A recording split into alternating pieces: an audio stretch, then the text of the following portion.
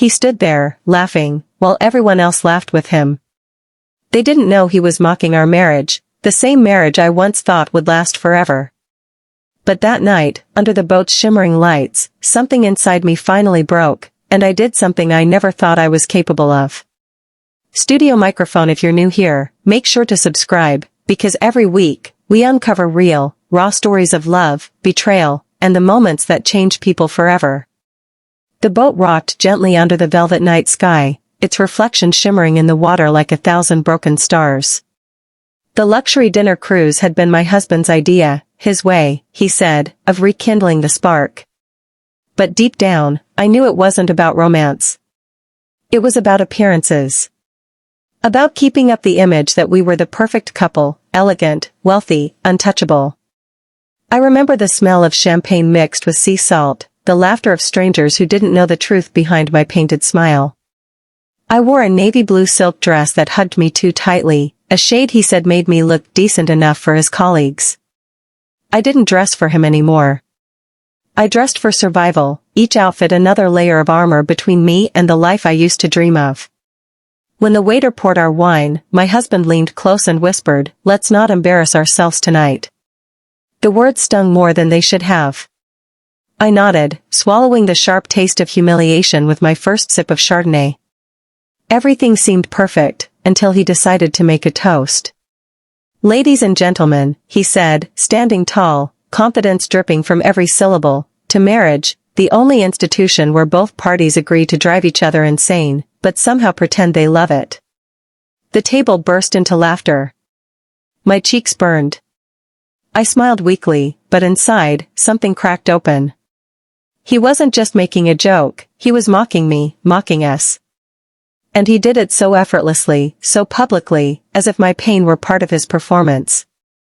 He went on, "You know, my wife deserves an award, for patience. Imagine living with someone like me and still showing up looking like that. She's either an angel or a great actress."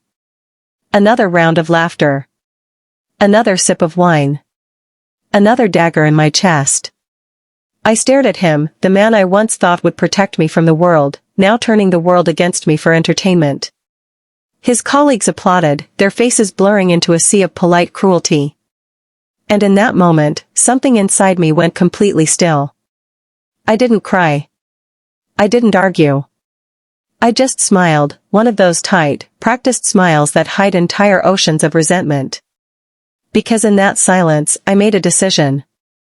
If he could make a spectacle of our marriage, I could reclaim my own story. Later that night, as the music swelled and the lights danced across the water, I excused myself from the table. My heart was pounding, not with sadness, but with something darker. Something liberating. I walked toward the deck, where the cool breeze kissed my bare shoulders and the city lights shimmered in the distance. That's when I met him, a stranger with kind eyes and a knowing smile, holding a glass of whiskey like he'd been waiting for me all evening. He said, "Rough night?" And I, with a shaky laugh, replied, "You have no idea." That was the moment it all began, the night my husband mocked our marriage, and I stopped pretending to care.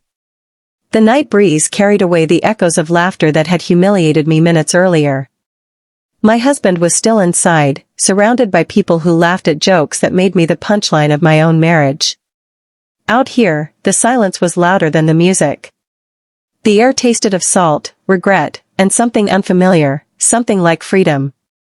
I leaned against the railing, watching the city lights flicker across the rippling black water. That's when I felt a presence beside me, a man, tall, composed, and radiating quiet confidence. His cologne wasn't overpowering, just enough to pull me from my thoughts. "You don't look like you're enjoying the party," he said, his voice smooth, deep, almost amused. I turned to look at him. He wasn't part of my husband's circle, no designer arrogance, no fake politeness. He wore a simple black shirt, sleeves rolled, eyes warm but curious. The kind of eyes that saw too much, yet judged nothing. "I'm married to the entertainment," I said, forcing a smile. He chuckled, low and genuine. "Then I guess I should thank your husband for driving you out here. Otherwise, I wouldn't have met the most interesting woman on this boat." That line should have annoyed me. But it didn't. It landed softly, like a confession rather than a flirtation. Maybe because, for the first time that night, someone wasn't mocking me, they were seeing me. We stood there for what felt like forever, the music fading into a distant hum. He asked me about myself, where I grew up, what I loved doing before life got too serious. Nobody had asked me that in years. Not my husband. Not even myself. I used to paint, I admitted quietly. I stopped after I got married. He said art doesn't pay bills. He smiled. Maybe not. But it keeps the soul alive. Those words. Simple, yet they pierced through years of emotional numbness. I felt my throat tighten. I wasn't supposed to feel this way, not with a stranger. But his presence was safe. Liberating. Dangerous in all the ways that made me feel alive again. For a long time, neither of us spoke. The city skyline shimmered behind him, and I realized how close he'd moved, close enough that I could feel his warmth through the cool night air. Does he even know what he has? He asked suddenly, his voice low. I exhaled, staring into the water. He knows. He just doesn't care anymore. Something about saying it aloud broke me a little. My husband had mocked our marriage in front of everyone, but this stranger, this nameless man, treated it like something fragile, something sacred that had been mishandled. The boat swayed, and I stumbled slightly. He reached out, steadying me, his hand firm against my arm. That simple touch sent a ripple through me, one that had nothing to do with the sea. Careful, he said softly. Thank you, I whispered. It wasn't just gratitude. It was acknowledgement. A moment shared between two people who weren't supposed to connect, but somehow did. I looked at him, really looked at him, and felt a pull I couldn't explain. My heart raced, my breath slowed, and suddenly I wasn't thinking about right or wrong. I was just feeling again, something my marriage hadn't allowed me to do in years. Before I could speak, a bell rang, signaling dinner was over. Reality rushed back in like cold air. I should go, I said, stepping back. He nodded, eyes lingering on me. You don't have to. But if you do, don't forget how it felt to be seen tonight. Those words followed me all the way back to the dining hall. My husband barely noticed I'd been gone. He was too busy laughing, too busy being the man everyone adored and I no longer recognized. But as I sat down beside him, I couldn't stop thinking about the man on the deck, the one who reminded me I was still capable of feeling something real. And deep inside, I knew, this wasn't the last time our paths would cross. The following morning, the boat cruise ended, but my thoughts didn't. The memory of his voice, his eyes, his quiet understanding, everything about that brief encounter played in my head like a song that refused to fade. I told myself it was harmless. A passing connection. But deep down, I knew that wasn't true. Something had shifted. Something inside me had awakened. My husband was still asleep when I got out of bed. His phone buzzed on the nightstand, messages, work calls, distractions that seemed more important than I ever was. I looked at him and wondered how we had come to this, two people sharing a house, a bed, but not a life. I made coffee, stared out the kitchen window, and tried to shake the feeling that I had left part of myself on that boat. The part that used to laugh. The part that used to dream. The part that wanted to be touched for who I was, not just out of routine. At around noon, a message appeared on my phone. No name. Just a number I didn't recognize. You looked sad when you left last night. I hope you're okay. My heart skipped. I didn't need to ask who it was. It was him. I hesitated. My fingers hovered over the keyboard. Every logical part of me screamed not to reply. But loneliness speaks louder than logic. I'm okay. Thank you for asking. The dots appeared instantly, then disappeared, then appeared again. Finally. You don't sound okay. And just like that, a door opened. One I had locked for years. We talked all afternoon. About everything. About nothing. He asked questions no one else did anymore. What makes you happy? What do you miss about yourself? I found myself answering honestly, not filtering, not pretending. It felt dangerous, but also pure. When my husband came home that evening, I put down my phone as if I'd been caught doing something wrong. But he didn't even look at me. He brushed past me, muttering about traffic and deadlines, and locked himself in his study. The silence in that house could have swallowed me whole. Later that night, when I lay in bed beside him, the glow of my phone lit up my pillow. Another message? Still awake? I stared at it for a long time before replying. Yes. Can I see you again? I should have said no. But the truth? I wanted to see him more than I wanted to be loyal to a man who didn't see me at all. 2 days later, I found myself standing outside a quiet cafe downtown, heart racing like I was doing something criminal. He was already there, waiting, his eyes finding me the moment I walked in. You came, he said softly. I shouldn't have, I whispered. But you did. We talked for hours, and the world outside just disappeared. It wasn't about flirting anymore, it was about feeling human again. Every word, every glance, every accidental brush of his hand against mine felt electric. I had forgotten that connection could feel like this, like warmth after years of cold. When I finally stood to leave, he looked at me with that same gentle smile. You don't deserve to be invisible, he said. Invisible. That word hit me like thunder. Because that's what I had become in my own marriage, an accessory, a background character in a story that was supposed to be mine too. That night, I lay awake next to my husband, my body still and my mind racing. I wasn't proud of what was happening. But I wasn't ready to stop either.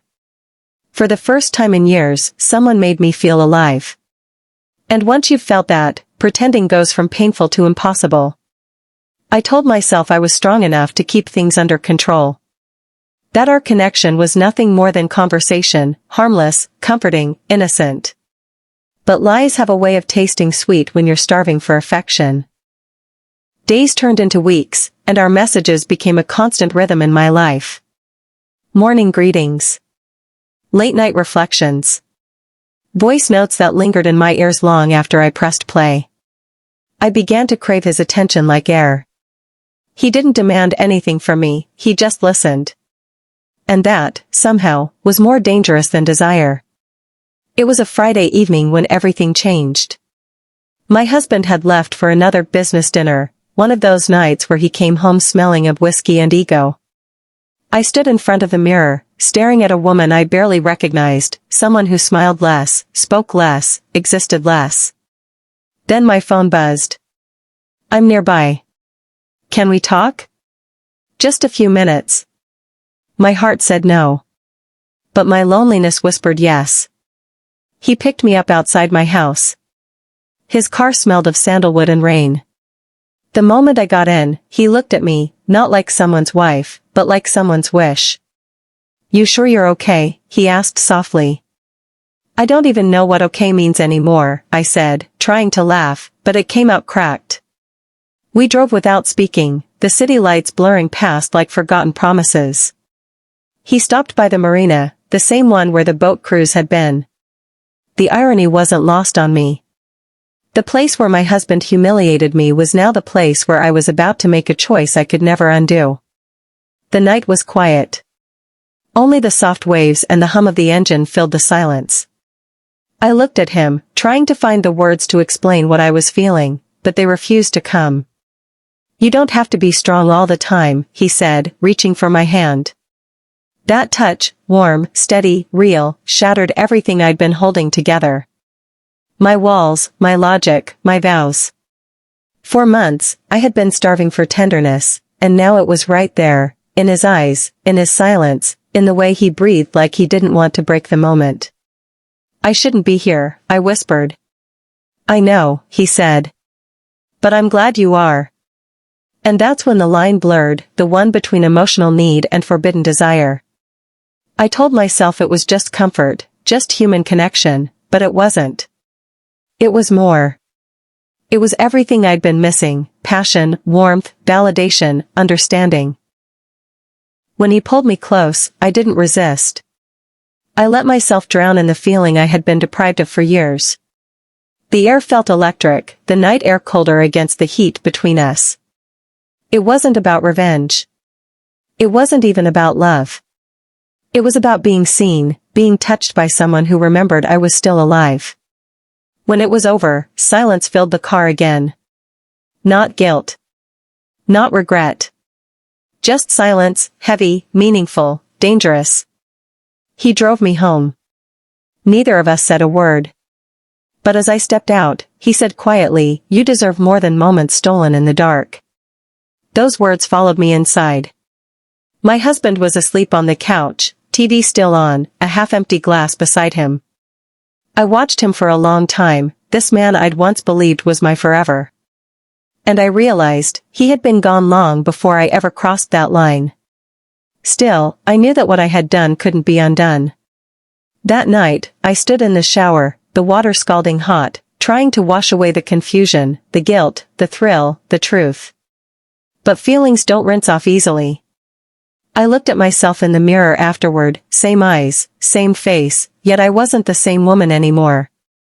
Something inside me had awakened, and it refused to go back to sleep. It's strange how silence changes after you've crossed a line. It isn't peaceful anymore, it's heavy. It listens. It remembers. Every quiet morning after that night felt different, like my house itself knew what I had done. My husband didn't notice, of course. He never did. He was too busy being admired, too consumed with his own reflection in everyone else's eyes. But I noticed everything. The way I stopped waiting for his approval. The way I started dressing for myself again. The way guilt and liberation fought for space inside me, every single day.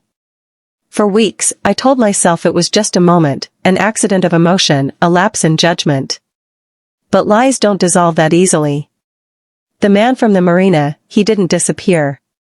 He became a whisper in my thoughts, a heartbeat I couldn't silence. We didn't see each other again immediately, but we didn't need to. The connection lingered. It was more than physical, it was emotional oxygen. Sometimes, late at night, I'd find myself scrolling through our old messages, rereading words that reminded me what it felt like to be wanted, to be heard. My husband would be snoring beside me, oblivious, and I'd lie there wondering if this was what emotional death felt like, living with someone who didn't even realize you'd stopped loving them. Then one evening, as we dressed for another corporate event, he looked at me in the mirror and said, "Make sure you smile tonight. People can tell when something's off." That was the first time I didn't respond. I didn't fake a laugh. I didn't even nod. I just looked at him and thought, "You lost me a long time ago, you just never noticed when." That night, surrounded by people and champagne, I caught my reflection in a tall glass window. The woman staring back wasn't broken anymore. She was changed, complicated, flawed, but real. I realized something most people don't admit: betrayal doesn't always begin in a bed. It starts in the quiet neglect, in the absence of touch, in the moments when love becomes habit. And once that kind of emptiness takes root, it doesn't matter how loyal your vows are, your heart will still search for air. Weeks later, he texted me again. Just 6 words. "Are you happy with him now?" I stared at the message for a long time, then replied. "It's not about happiness. It's about feeling alive." He didn't reply after that. And strangely, I didn't need him to. What we shared wasn't built to last, it was meant to wake me up. To remind me of what I had lost long before I met him. I've never told my husband about that night. He still walks around our house, wearing the mask of a perfect man, and I still play my part when I have to. But every now and then, when I catch my reflection in the mirror, I see her, the woman who dared to break free, if only for a moment. Sometimes, the greatest betrayals aren't the ones we commit, they're the ones we endure. And sometimes, healing doesn't come from forgiveness, it comes from truth, even the kind you can never say out loud. So no, he never found out. And no, I don't regret it the way I thought I would. Because that night on the boat, when he mocked our marriage for the world to laugh at, he killed something sacred between us. All I did was bury what was already dead. Disclaimer, for mature audiences only. Names and details have been changed to protect privacy. Broken heart. If this story made your heart race, your mind wander, or your soul question what love truly means, don't leave without subscribing. Bell. Every week, we share new true-style confessions, stories of love, betrayal, temptation, and the secrets people live with every day. Speech Balloon. Subscribe now, turn on the notification bell, and join thousands who crave stories that feel too real to be fiction. Red Heart. Because here, every story reveals a truth, and every truth changes someone forever.